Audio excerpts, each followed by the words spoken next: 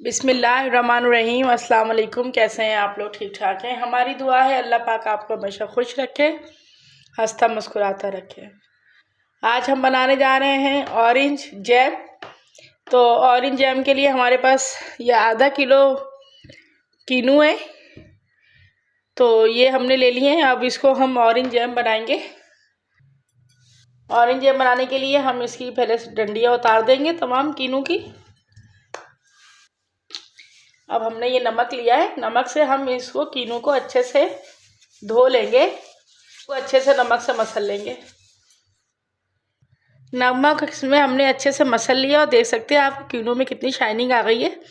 इसको मल देने से छिलका बिल्कुल सॉफ्ट भी हो जाता है नमक को लगा देने से, और जब हम जैम में इसके छिलके का इस्तेमाल करते हैं तो उसकी कड़वाहट नहीं रहती है, इसलिए हमने नमक से इसको अच्छे से साफ़ कर लिया है।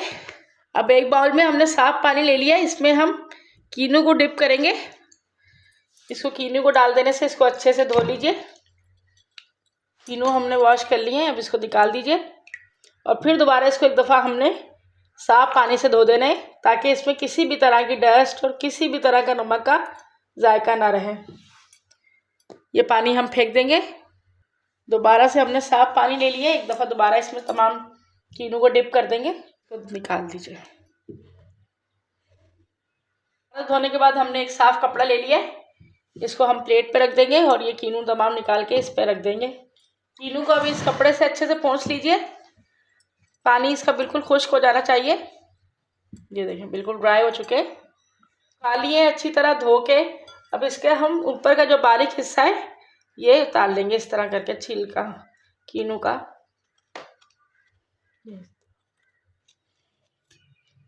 ये देखिए इस तरह करके बिल्कुल पतला छिलका उतारना है, मोटा छिलका नहीं उतारना है। इसको उतार के हम प्लेट में रखी जाएंगे। कीनू हमने छील लिए हैं और एक कीनू का हमने ऊपर से पतला पतला सा ये उतार दिया छिलका, बाकी तमाम छिलके हमने इसको रिमूव कर दिए। अब हम ये छिलकों को बारीक बारीक सा काट लेंगे, क्योंकि ऑरेंज जैम में जो छिलका इसका आता है तो बहुत अच्छा लगता है। इस तरह हम इसको देखें, मैं दिखा रही हूँ आपको, बिल्कुल बारीक बारीक इस तरह काट लेंगे जी। तो ये हमने कटिंग कर ली है, देखिए कितनी बारीक बारीक। तो इसका जो ऊपर का ये वाइट वाइट सा छिलका होता है, इसको अच्छे से साफ कर देना है।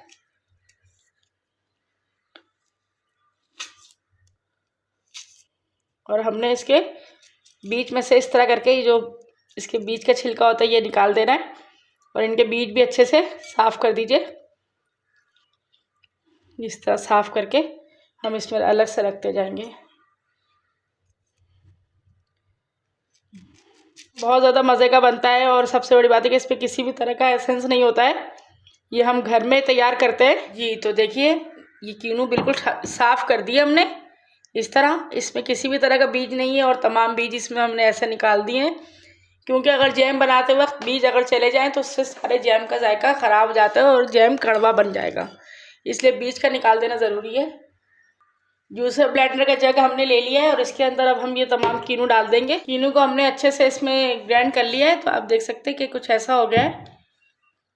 अब जूस को बनाने के लिए, जैम को बनाने के लिए हमने एक बर्तन ले लिया है, और उसमें हम ये छानेंगे नहीं बिल्कुल भी, बस इसी तरह हम डाल देंगे। ये 2 प्याली जूस की है। जिस प्याली से हमने जूस को नापा था उसी प्याली का हाफ हम चीनी का डाल देंगे, यानी कि 2 प्याली थी तो हमने इसमें 1 प्याली चीनी को डाल देना है। चीनी डाल देने के बाद इसको अच्छे से मिक्स कर लीजिए, और जो हमने कीनू के छिलके काट के रखे हुए थे बारीक बारीक, वो भी इसी में ऐड कर देंगे। जैम बनाने के लिए हमने चूल्हे पर रख दिया जैम को, जो हमने जूस बनाया हुआ था। अब इसको हमने अच्छे से पका लेना है अभी, और मुसलसल चमचा चलाते रहना है जी। तो आप देख सकते हैं ये पकने लग गया है। इसको पकाते हुए हमने इसमें 1 लेमन का जूस है, ये देखें 1 नींबू का जूस, ये हमने इसमें डाल देना है। लेमन जो है ये हमारे एसिड का काम करता है, और जिस चीज़ में लेमन का जूस यूज़ किया जाता है वो चीज़ ख़राब नहीं होती। तो ये आप जैम बना के 2 से 3 महीनों में भी आप इसको यूज़ करें तो ये बिल्कुल ख़राब नहीं होगा। अब इसको अच्छे से हमने गाढ़ा होने तक पका लेना है। तो तकरीबन 10 मिनट हो चुके हैं पकाते हुए इसको हल्की आंच पे। ये देखें आप, थोड़ा थोड़ा सा गाढ़ा हो रहा है, लेकिन अभी ये मज़ीद पकेगा। तकरीबन इसको पकाने में और हमारे 5 से 10 मिनट लग जाएंगे। तो अभी हमारा जैम तैयार हो चुका है, मैं आपको निकाल के दिखाती हूँ। ये देखें, ये थोड़ा सा ठंडा हो जाएगा तो बिल्कुल ठीक हो जाएगा, ये आप देख सकते हैं जी। तो जैम तैयार हो चुका है, इसको अब हम रख देंगे तकरीबन आधे घंटे के लिए ठंडा होने के लिए। उसके बाद फिर हम आपको दिखाते हैं जी। तो जैम हमारा तैयार हो चुका है, ये आपको दिखाते हैं स्लाइस पे लगा के। कितना ज़बरदस्त जैम तैयार हुआ है। अब आपको इसमें बाज़ार से जैम लाने की ज़रूरत ही नहीं पड़ेगी, आप ये रेसिपी ट्राई करें इंशाल्लाह। ये देखें, ये बाज़ार के जैम से भी कई गुना बेहतर, अच्छा और मज़ेदार जैम जो हमने घर में बनाया है। अगर आपको हमारी रेसिपी पसंद आई हो तो प्लीज़ इसे लाइक कीजिए, अपने दोस्तों में शेयर कीजिए, और अगर आपने हमारे चैनल को सब्सक्राइब नहीं किया है तो सब्सक्राइब कीजिए। अपनी दुआ में याद रखिए। अल्लाह हाफिज़।